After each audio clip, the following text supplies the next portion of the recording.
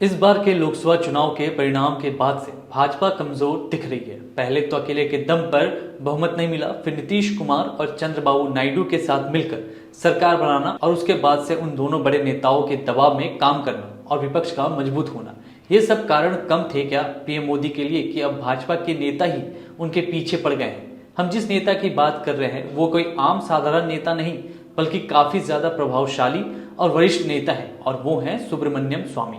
पहले भी कई बार सुब्रमण्यम स्वामी को हमने पीएम मोदी पर हमलावर होते देखा है, लेकिन इस बार तो सुब्रमण्यम स्वामी ने एक बड़ी भविष्यवाणी की है। प्रधानमंत्री नरेंद्र मोदी अगले महीने 17 सितंबर को 74वां जन्मदिन मनाएंगे। उसके बाद वो अपने जीवन के 75वें वर्ष में प्रवेश कर जाएंगे। इसे लेकर बीजेपी के असंतुष्ट नेता सुब्रमण्यम स्वामी ने एक बड़ी भविष्यवाणी की है। भविष्यवाणी क्या, सीधे सीधे पीएम मोदी को चेता दिया है। चेतावनी ये कि अगर 17 सितंबर को अपने 75वें जन्मदिन के बाद मोदी अपने रिटायरमेंट का ऐलान नहीं करते हैं तो उन्हें दूसरे तरीकों से पीएम की कुर्सी खोनी पड़ेगी। स्वामी ने सोशल मीडिया प्लेटफॉर्म एक्स पर पोस्ट किया, अगर मोदी 17 सितंबर को अपने 75वें जन्मदिन के बाद आरएसएस के प्रचारक के संस्कार के प्रति प्रतिबद्ध होकर मार्गदर्शन मंडल में जाने के लिए रिटायरमेंट का ऐलान नहीं करते हैं तो उन्हें दूसरे तरीके से अपने पीएम की कुर्सी खोनी पड़ेगी। स्वामी का इशारा मोदी युग में 75 वर्ष के बाद सक्रिय राजनीति से संन्यास से जुड़े बीजेपी के एक अलिखित नियम की तरफ है। उम्र की वजह से पहले लाल कृष्ण आडवाणी और मुरली मनोहर जोशी जैसे दिग्गजों को मार्गदर्शक मंडल में बैठाना पड़ा। बाद में सुमित्रा महाजन जैसी नेता भी लोकसभा चुनाव में नहीं उतरी। सुब्रमण्यम स्वामी ने यह नहीं बताया कि आखिर वे दूसरे तरीके क्या होंगे जिनकी वजह से पीएम मोदी को अपनी कुर्सी खोनी पड़ सकती है। पीएम मोदी के तीसरे कार्यकाल में बीजेपी अकेले अपने दम पर बहुमत से काफी दूर है। हो सकता है स्वामी का इशारा गठबंधन की मजबूरी या फिर नैतिक दबाव की तरफ। स्वामी की पोस्ट पर कुछ यूजर्स ने उन्हें तंज कसा है। लोगों ने अलग अलग तरह के बयान दिए हैं और सभी के निशाने पर सुब्रमण्यम स्वामी थे। फरागो अब्दुल्ला नाम के एक हैंडल ने लिखा, आपको तब भी राज्यसभा सीट नहीं मिलने वाली। दर्शन पाठक नाम के एक यूजर ने पूछा है, सर तब आप दूसरे तरीकों से अब तक वित्त मंत्रालय क्यों नहीं हासिल कर लिए। एक अन्य यूजर ने लिखा, पीएम मोदी को तत्काल लाल कृष्ण आडवाणी के मंडल में शामिल होना चाहिए। योगी आदित्यनाथ को प्रधानमंत्री बनने का मौका दिया जाए। त्रिपुरारी चौधरी नाम के एक यूजर ने तो राहुल गांधी पर स्वामी के हमलावर रुख का जिक्र करते हुए मजे ही ले लिए। उन्होंने लिखा, स्वामी सर मोदी अंकल को सिर्फ राहुल ही हरा सकते हैं, लेकिन राहुल जी को पीएम आप बनने नहीं दे रहे हैं, इसलिए मोदी जी हट नहीं रहे, आप तीनों मिले हुए हो जी। वेदपल्ली प्रवीण नाम के यूजर ने तो स्वामी पर प्रधानमंत्री को धमकाने का आरोप लगाया। उन्होंने अपने जवाब में लिखा, आप पीएम मोदी को धमका रहे हैं टिकैत के बाद।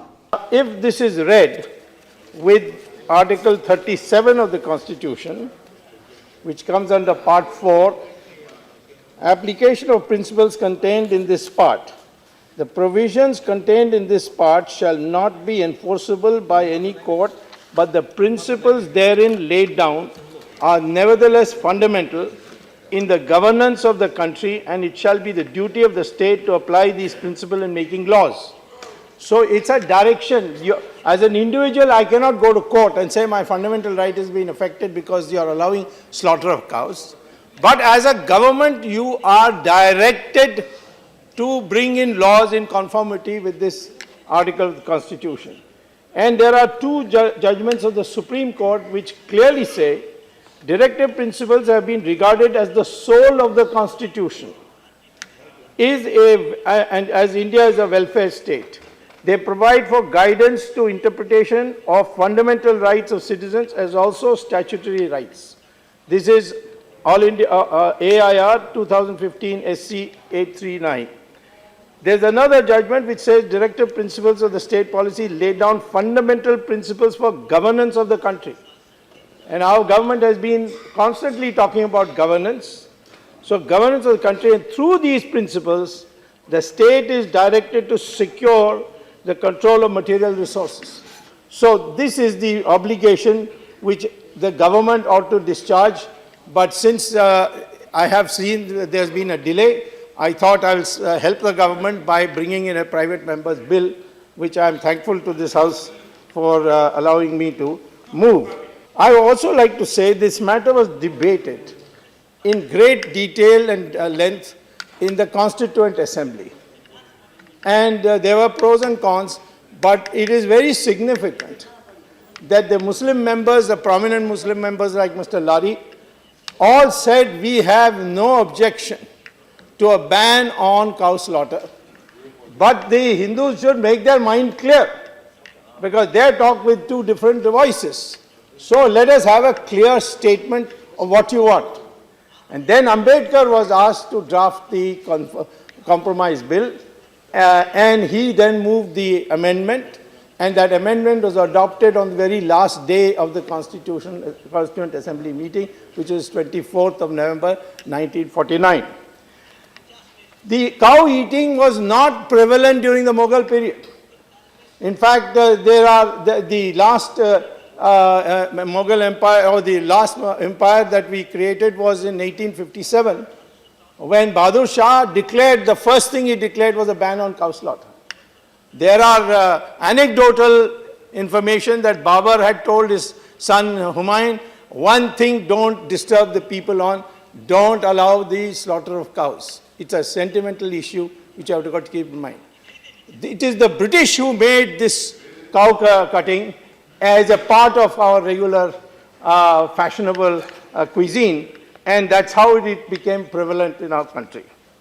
Now, therefore, I would say that why I am particularly keen is not the religious angle alone, that's a part of it, but the fact is now modern science has shown that the cow has multiple uses, and which cow? Bos indicus, as the breed name is given, that is the Indian cow. In America, they call it the Brahmin cow, which I object to. I'm sure that Jairam Ramesh also must feel, because he doesn't identify with cows, so to have a Brahmin cow, he may not like it at all. But the fact is, patents have been given for cow urine, because the urea that's produced is used in medicines, modern allopathic medicines. And in the rural areas, now with some of the new firms that have come, new institutions that have come out in Nagpur and Bhopal, our friend sitting here was chairman of one such commission which the state government had appointed. I'm sure when he speaks, he will give you much more detail. The cow dung has been converted into bricks for building solid houses. So therefore, those who westernized types who have been stooges of the British, they may snigger when I mention the cow's urine and cow dung. But the fact is that the cow milk today is being sold in American supermarket, which I have seen with my own eyes, at 4 times the price of the American Jersey cow milk. Why? Because it's called A2 milk, and they say the medicinal quality of this is far superior. And therefore, they have separate cartons in the where they keep the milk products. So hence, I'm saying that why should we wait for modern science to tell us all this? Our ancient rishis and munis have told us this, and the reason we have also raised the cow to the level of a spiritual being is because that is the best way to protect it. I was recently in China. I was surprised to find they don't have any cows. So I asked them, then what do you do for milk? They say we use soya beans for milk. We crush it and get milk out of it. I said, what happened to your cows? They said every famine, cows were the first thing to be eaten. And then they said, you are lucky because you raised it to a religious symbol, and therefore you have so many cows. And if China also had adopted that, we wouldn't have had this problem. Therefore, this veneration of the cow is because of its justifiable qualities, special qualities. But at the same time, it also ensured that we have now 150 million cows, which now have to be nourished and made into healthy animals and to be looked after. और आप हमसे जुड़े रहने के लिए subscribe करें YouTube पर, follow करें Twitter पर और लाइक करें Facebook पर। और ज्यादा जानकारी के लिए आपको टाइप करना होगा सिर्फ न्यूज़ नशा।